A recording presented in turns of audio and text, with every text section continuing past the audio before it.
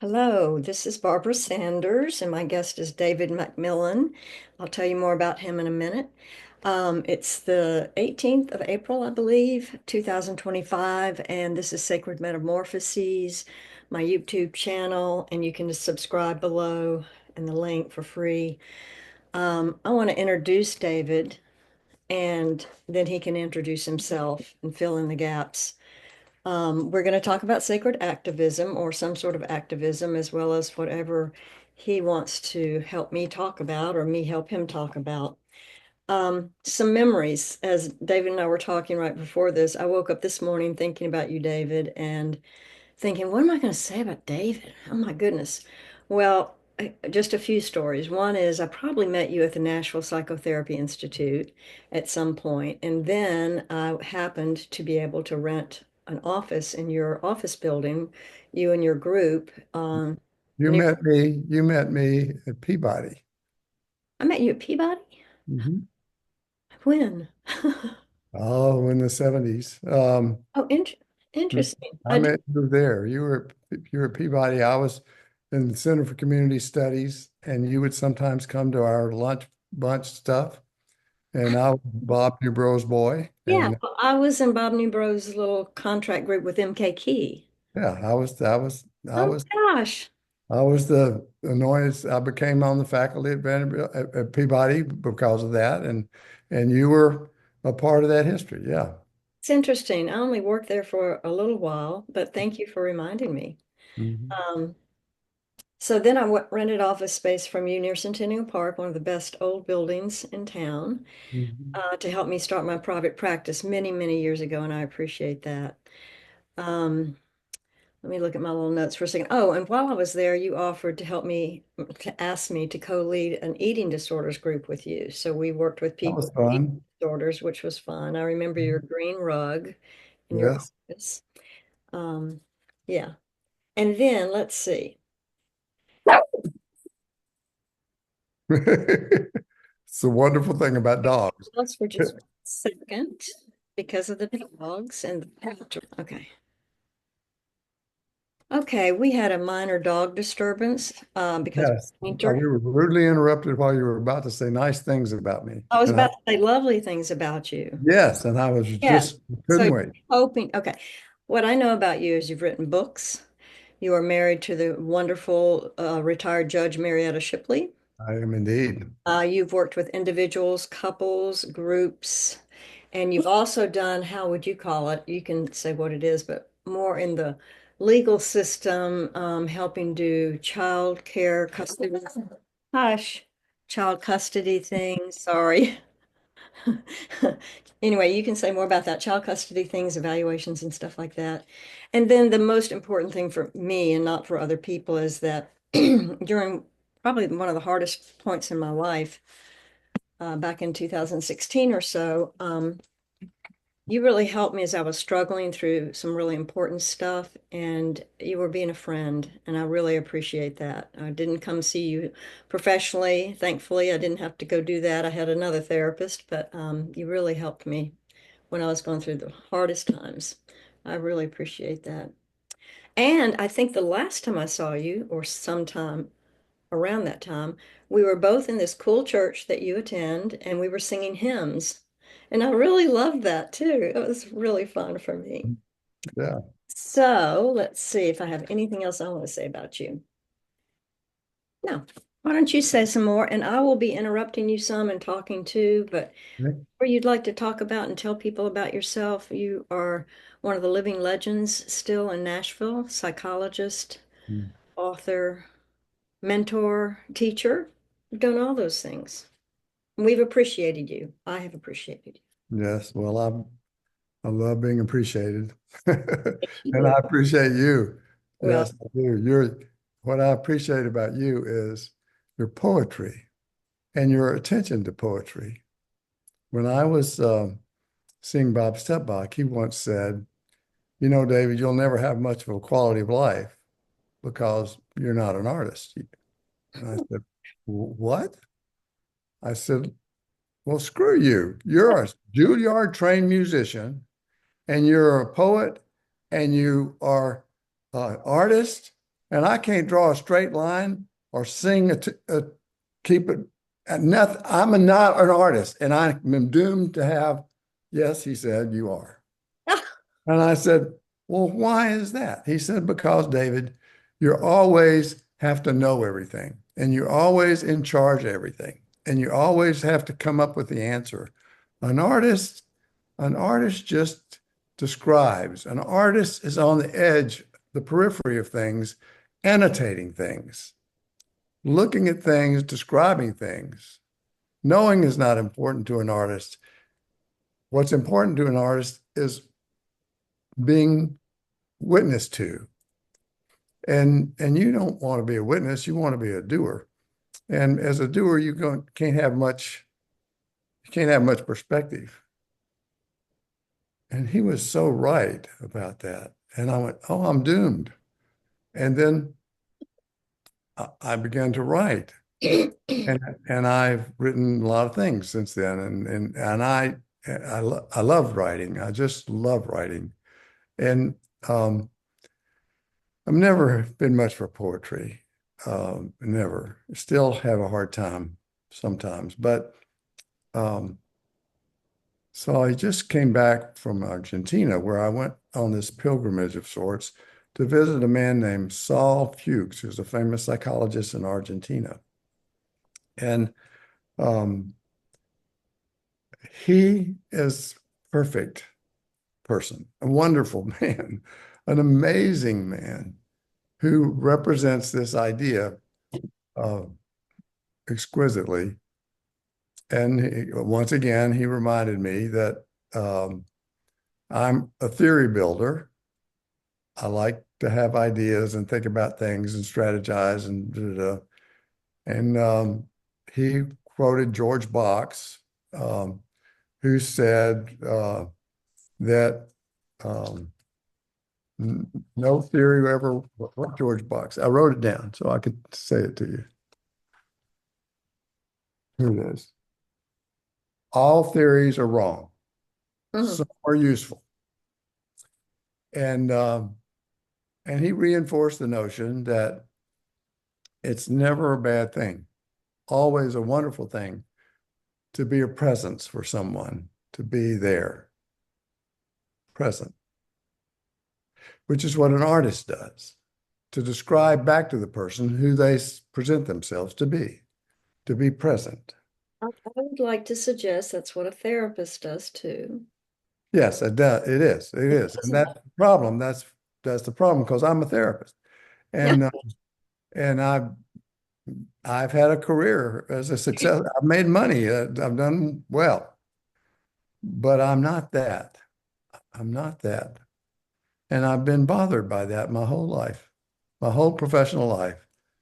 I've known how to be a therapist. I teach people how to be therapists. I'm really think I know how to teach people to listen really well. That is something I'm very skilled at. I can't stay in that box. It's never been easy for me. So he reminded me that of the box and what it is and how important it is to be there. And a poet does that. A poet describes. Peter Scanlon is a just a poet and loves to write poetry. And his goal, as he was taught by his mentors in poetry, which I'm sure you've been taught the same, is to not have a moral in your poem. Don't make a point. Oh, Don't make a point. oops. Well, I don't know that I like poetry that doesn't make a point. Mhm. I kind of like poetry that tell me what they're doing, that I can kind of understand where they're going. Anyway, I understand the logic of that. It's to describe rather than have an opinion or a judgment. It's to let people be what they want to be with the visions that you're showing them about the life in the world, and let them um, come to themselves and find the meaning that they have for themselves in those words. I think that's really beautiful. I want I want to do that more. I really, um, it's hard for me. Um, I, I'm a, I'm a mansplainer. Is that what it is? Is that the word? Yeah, white man, explain. Yeah, yeah. I do a lot of mansplaining, and it's awful. It's just awful. It's obnoxious, but You're you know, being too hard on yourself, let me just say. When I first met you and got to know you and did that group with you, yeah, I remember calling you a sort of maverick because you had a bit of an aggressive approach to teaching and sharing, but you were soft and marshmallowy inside. There's something, I don't know how I found that out about you. I do yeah, think I kind of remember, but yeah. you have a soft heart, a good heart. Well, thank you. You're disturbed by your not being an artist.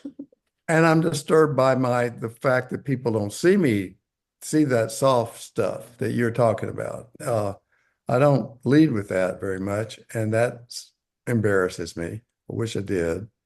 Um, It's very uh, vulnerable to lead with that, especially if you're, Mr. Psychotherapist in town and you're getting all these people who are therapists coming to see you because, and other people who need much help. People, as we've talked about, found you because they needed you.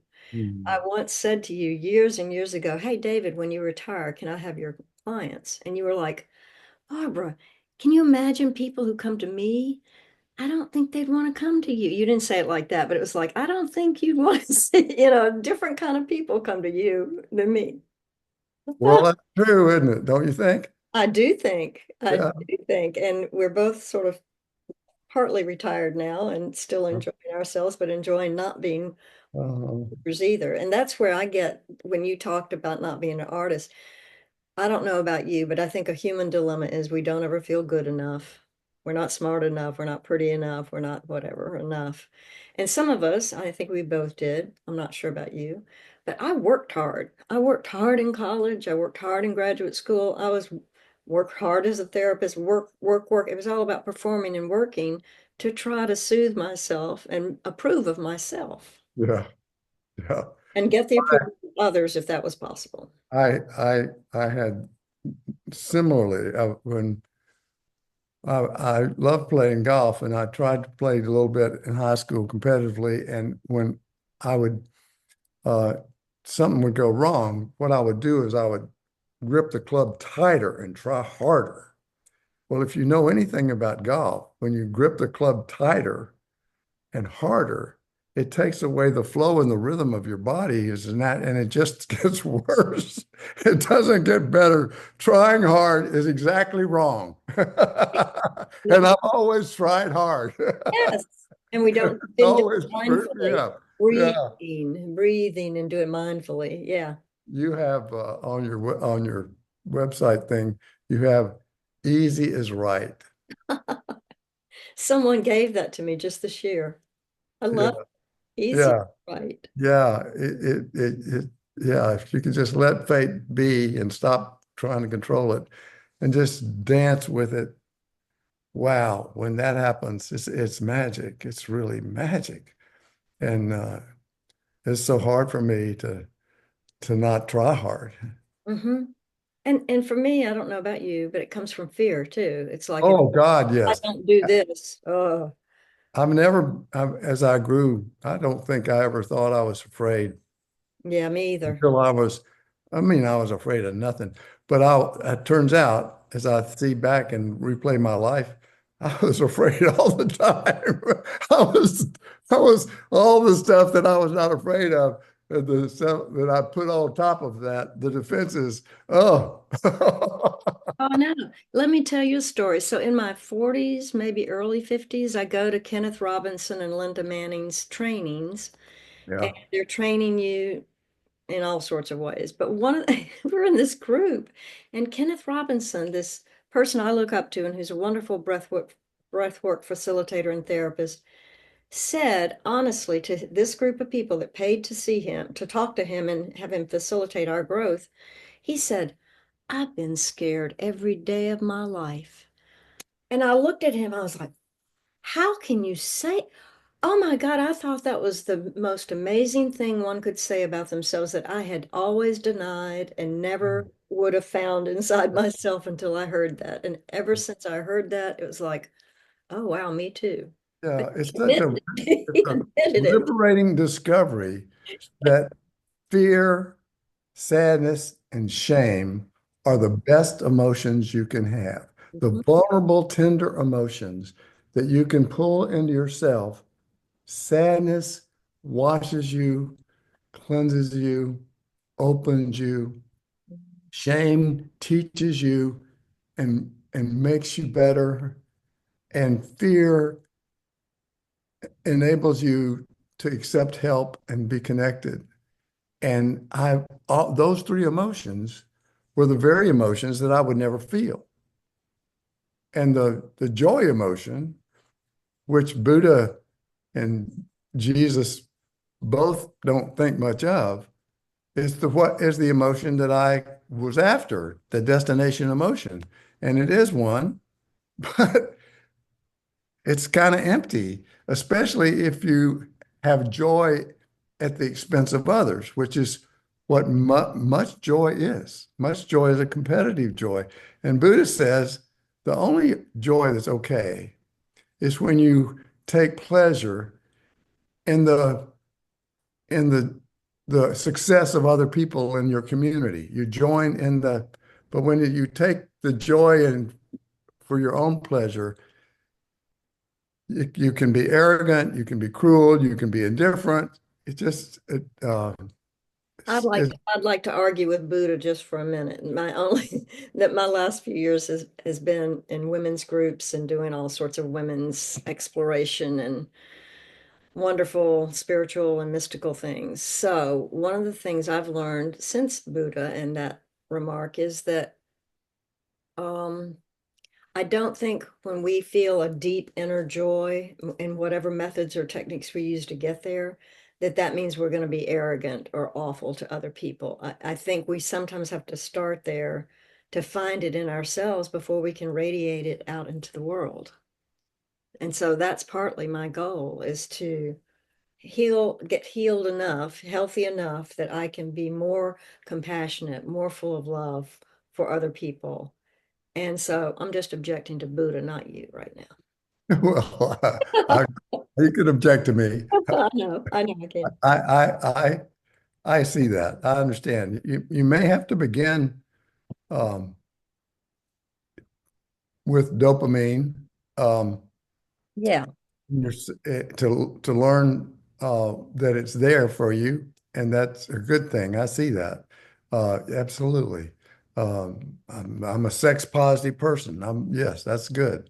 Um, and also, um, my ultimate goal is Buddha's ultimate goal, which is to share the joy of the world yes, and to share in the successes and empower other people as I join them. That's a pleasure that I really yeah. uh, appreciate. Uh, So speaking of fear and hope and joy, how do you live in this world that we live in today in your healthiest way?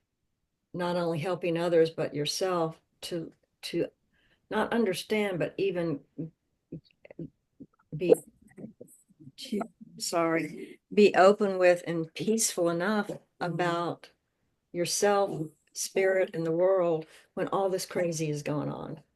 How do you do that? This is my sacred activism I trans. know I was worried about that because I'm failing. Well, I'm I'm none of us are. I'm not succeeding at this very well.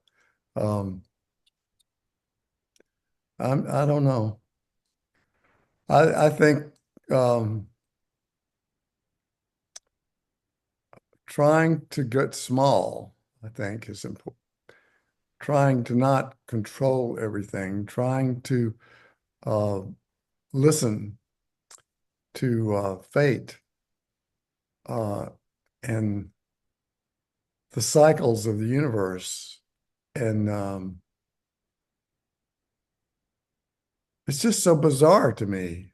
the picture of that I see on the news. So it's just bizarre. It is bizarre. And I I take a little bit of comfort in believing that chaos theory is right, that order, disorder is a good thing, and chaos can be um, the essence of the beginning of creativity. And um, so being still and watching fate, listening to what fate is saying, and seeing what um, what I can creatively join in the dance of the.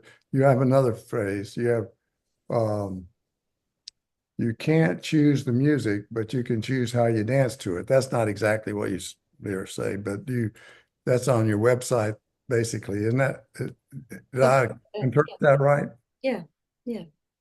Well, I think that's right. I think that's so wise. Um, you're right, and whoever said you quoted is right. And I want to pay attention to the music so I can dance to it, and that requires being still. Uh, right now, I'm in a still place with that. Which has I'm been hard perhaps for those of us who did. We were doing oh, all of oh our lives. yes, that's Only in the awesome. last 2 years have I been able to find the space and quiet enough to be still and to let myself, because that's not okay, puritanical work ethic. You're supposed to be producing all the time, right? Hell no. I am doing something that seems is really fun for me. I'm redefining myself Yay. as an alchemist. Yay. I'm an alchemist. I So, want to help people take feces and turn it into fertilizer.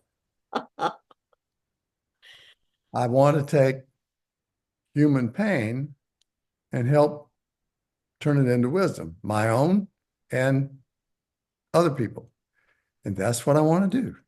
And that's what alchemy is.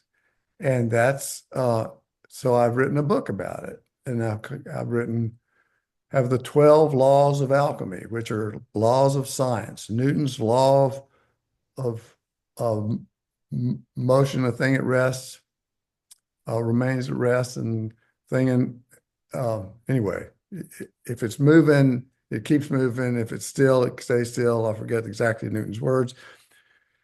And for every action, there's a reaction. Um, that's another one of Newton's laws. And then there are the laws of what are my laws? I didn't know you had written this book while you're looking. I think that's wonderful. It's great. I loved writing it. And I loved writing it. you've been doing that all your life, actually, being an alchemist without So the title. yeah, I have been writing a lot, but then there's the law of relativity.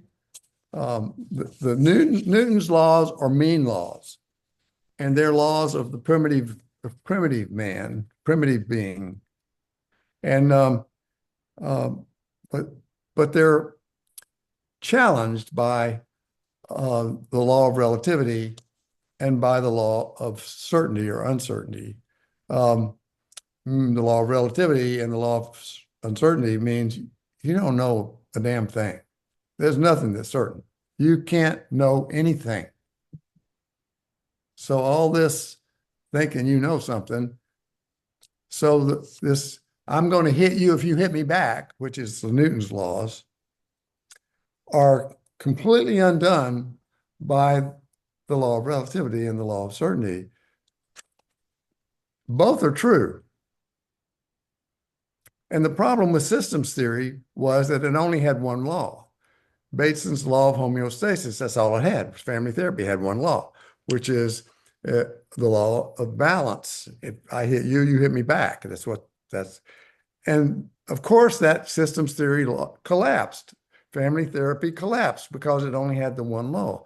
But there are many laws of nature, and not just the Newton laws. There's the law, there's the quantum physics laws, and then there's the chemistry laws, Okay. which the laws of multiple proportions, which means this is would be my mother's favorite law. It is that things follow recipes and that you have to put things in at the right time. Form matters. Now, you know me. I've never given a damn about form. I've never given a damn. My mother tried. She really tried to teach me, but she failed. I get it now. I'm still not good at it, but I get it that it matters how you say something and how you spin something and when you do it. All that stuff is very important. So when you add these laws, then add those chemistry laws, law of approach, which is that's a quantum physics law. The law of spin rates, that's another quantum physics law. Those are about form, all about form. Then there's the biological laws. Okay, this is the law of persistence. You just keep on plugging. To raise a child, you just keep on being there and plugging. To be a plant, you just keep on looking up at the sun, hoping you're good. You just don't give up. You just persist. Nature persists. Mhm. Then there's the law of socialization, which is certainly important for all mammals. We have to teach our children. Children are born prejudiced. They are born to be afraid of anything that's not a part of their tribe. It's not their mother. It starts with their mother. They don't like their father either. And then the mother has to reassure them that their father's okay. And then the tribe's okay. But then they don't like anybody else. So you have to teach children not to be prejudiced because the instinct, and you've got to teach children to take turns, to respect, all those things. You have to socialize children in order to help them be a loving person. And that's then the last three laws are the law of energy, the law of energy flows in waves, right? Well, emotions do the same thing. Energy, emotions, same thing. Emotions flow in waves. So if that's true, what does it mean when somebody says, I'm going to kill myself, I'm going to kill myself? It's that, it's a 5-year-old response to the fact that things aren't going your way, and you are not aware that emotions flow in waves. If you'll just wait, another one will come. If you'll just wait and feel the emotion you're feeling, really feel it, not, it will go on its own and something else will come. And then the other law is that emotions can't be created or destroyed. You cannot not feel. I'm sorry. You cannot tell yourself not to feel. You can't, won't work. And then the last one is that is the law of entropy, which we know in it's really more complicated, the law really than this, but it is that everything goes to hell. Everything. I'm sorry, I'm laughing. Well, no, I think They're it's funny. we're broken. We're broken. We were born broken. We're always broken. Our relationships are broken, and everything is about healing and Okay. work and maintenance. Yes. Can I break in for a moment? Yes, you can. I've Yeah, taken I've finished my story, so my the preach. law. Thank you. And that's going to be in a book about chaos, or is that in your alchemism book? Well, I've all those are in my both. Well, I'm writing three that I've finished that book and I've sent it to a publisher and it was rejected. So I wrote a second book, which is Whatever Happened to Systems Theory. And they are the 12 laws are in both books. And that's at a publisher. And it looks like it looking good. I may publish that book. And if I publish that book, then maybe the first book will I don't, it's Okay. anyway, yeah. Okay. So we've got about 15 minutes left, and I don't want to argue. And beat you up either. Though part of me does. I like to play with you.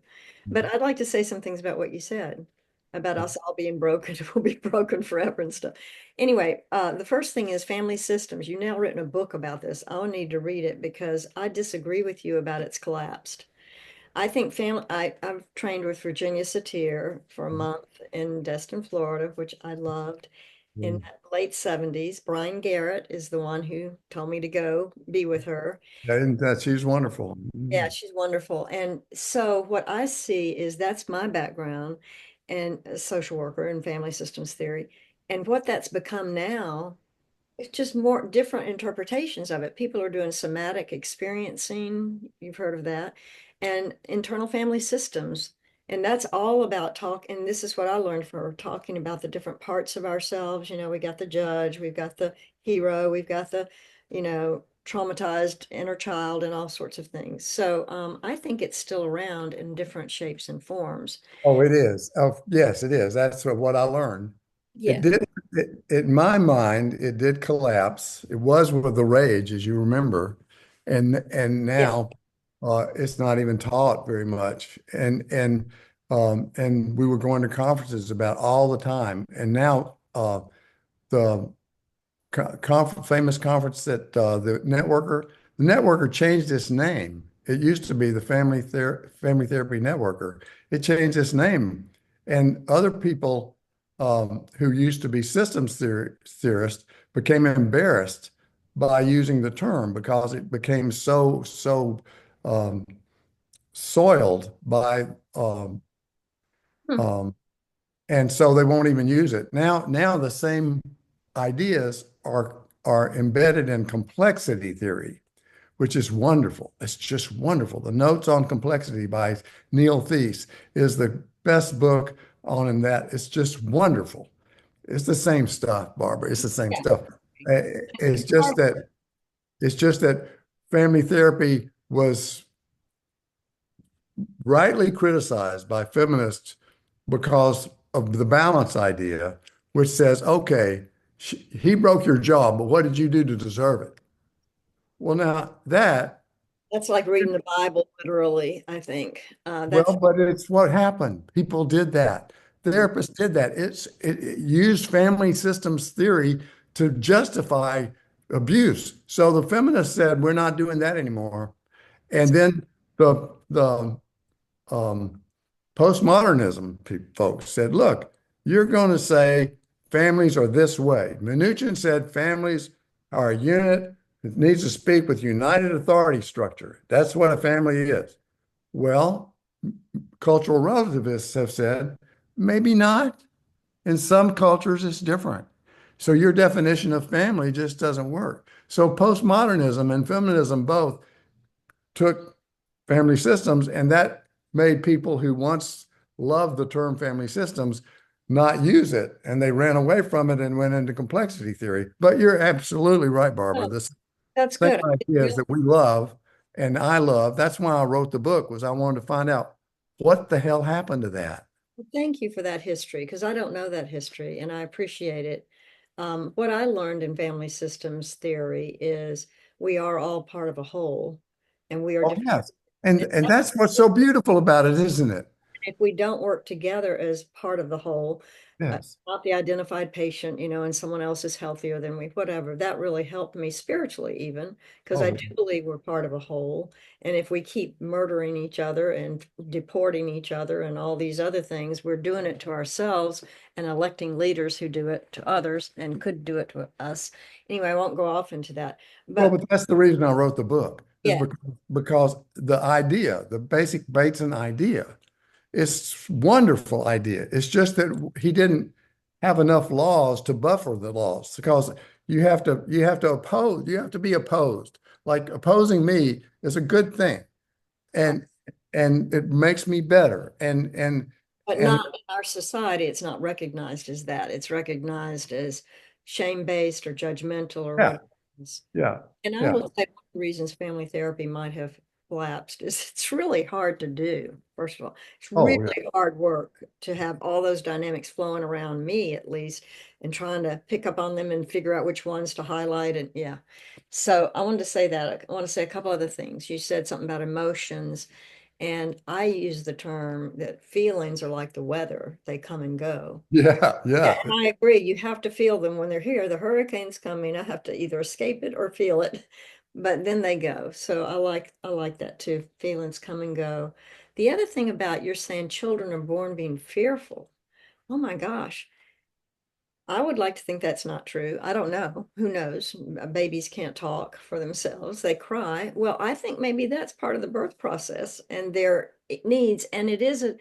And when you said you have to teach socialize children and teach them to share and all this, yes, but it's also a developmental process that happens perhaps instinctually too, and with the environmental help of others, that a baby is totally self-centered all the way up through teenage years, totally self-centered. All I know is myself, and so I don't know that they get worried about strangers or fearful as much as they learn that the world can hurt them.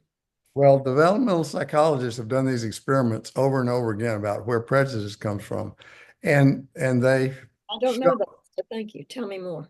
they say that children, when presented with a doll, choose young children, infants, choose the doll that's like them, Yes. and they don't like the doll that's not like them.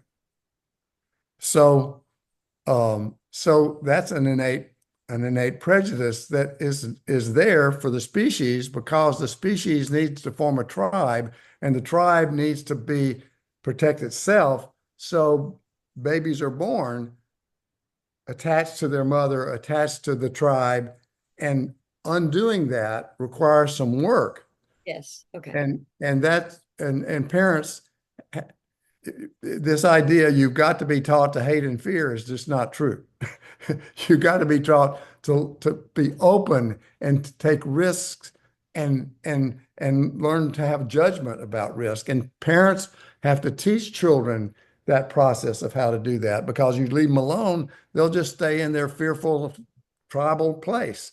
And Well, so parents and villages need to help children grow up, and that's very important. That's and I think part of what we've done throughout our therapy lives is try to help the parents get healthy enough that they can yeah, yeah, they're yeah, also traumatized and terrorized and all that other stuff, and they are not doing a good job sometimes. And we yeah, need to help them before they can even be good parents, unfortunately.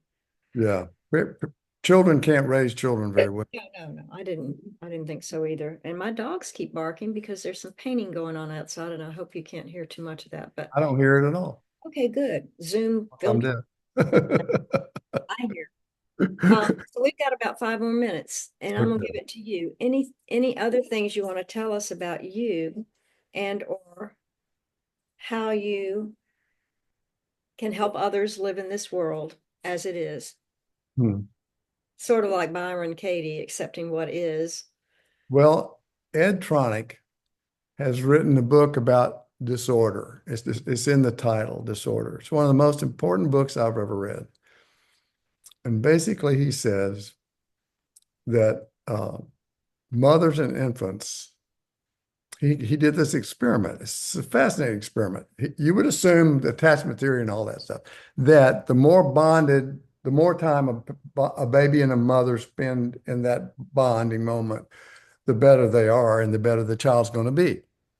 So he did an experiment and found that mothers with a good parent-child bond, comparing them with mothers with not a good parent-child bond, thinking that the mother with a good parent-child bond would have a lot more time in that mirroring. No, it's the same. That is fascinating. Fascinating. What he concluded was brilliant. What he concluded was that the mother who has the good parent-child bond is good at repairing that bond when it's broken, but it always breaks. Absolutely. Always breaks. You have to all debate it. relationships break all the time. And the thing that makes the difference is the repair. Do Absolutely. you know how to repair? So this idea about us coming into the world broken is natural. It's the way it is. It's the way we learn and grow. And then we take our breaking and repair and take our breaking and repair and build and build and build. And it never stops. Right. It's And I this would agree process. with you that when the baby is coming out of the womb, there is a separation, and that is a break because you've lost your umbilical cord to your mother. That's all you've known in this. I didn't even think of that. Yeah, that's a great point. Yes, absolutely. Well, Tronics says that what he wants to do is help mothers and everybody learn the art of repair. And if, because we can't, there's nothing perfect. Nothing ever stays the way it should be because it shouldn't stay the way it should be. It should always be moving around. Everything is always going to be chaotically moving around. And so repair is what we've got to learn to do. Yes. And and and that's the point of that law is that um, we we've got to learn how to apologize. We've got to learn how to be accountable. We've got to learn how to know ourselves well enough to tell somebody who they can expect us to be, and so that we can dance together better. Um, Yes, I agree. Ed Tronic's book is wonderful, and it does apply to this healing of the world, and it applies to this infant mother idea. It's all about attachment and connection and healing connections. Right. And I would go back to Buddha for a minute. I really do like some of the ideas about detachment because so many of us, if not men, women, but all people, I think, grow up very what they used to call codependent. You know that term. People Mhm. use it in all sorts of ways, but we do depend on each other all the time, everywhere. And people who think they're growing up on their own, they're just crazy people. But acting, but the what I've learned about detachment is we can try to please people all of our lives. I grew up in Mississippi, preacher's kid, right? Church lady's daughter. Please people all the time as much as possible. It doesn't always work, but it gets you a lot of what you want or what you need, which is attention and people liking you. But detaching is so important too, because that comes from an anxious attachment, I think. Detachment helps all of us, I guess, as we're growing up and getting older too, come back to yourself and not just give it all away. You know, come back to ourselves and try and find ways to love ourselves because that's really the only way we can give, I think, in a more healthy way to others. And Like you, I'm really hard on myself, and I've tried now to be more accepting of myself. I'm not a good therapist. I'm a pretty good coach. I've tried all my life to be a good therapist, and I failed at that. But I think I'm a pretty good coach. And and accepting that and accepting myself in other ways and forgiving myself in other ways have made me a much better husband to my wife. yeah, The more I can like me, the more I can be loving to her. right. We used to say in my house, as I raised a child with a husband, if mama's not happy, nobody's happy. So help me be happier, not so stressed out. Yeah, David, thank you so much for talking with yeah, me. You need to yeah, go, and I want to wish you the best writing all these books and sharing your wisdom. yeah. Well, I can't stop, can I? You know. No, I really appreciate how you share your knowledge and wisdom. Thank you. Thank you, Barbara. Thank you for being interested. I really appreciate that. Yes, and I Being hope, such a wonderful poet. thank you. Thank you. Comes from somewhere else, it's not totally me. Well, it's nice. It's nice that it flows through you. Thank you. And I hope to see you when I get back in Nashville in May. Sorry, Yeah. What are you doing missing the best of Nashville? no, there's, Nashville is the well, best right now. Right now is the best of Nashville. I know, best of Nashville. Well, I'm getting some painting done. That's what you're doing. Yeah. Okay. But anyway, I'm enjoying the sunshine too. Well, So, come back. Come back. and All right. take care. Thank you so much. Okay. Bye-bye. Okay, bye-bye.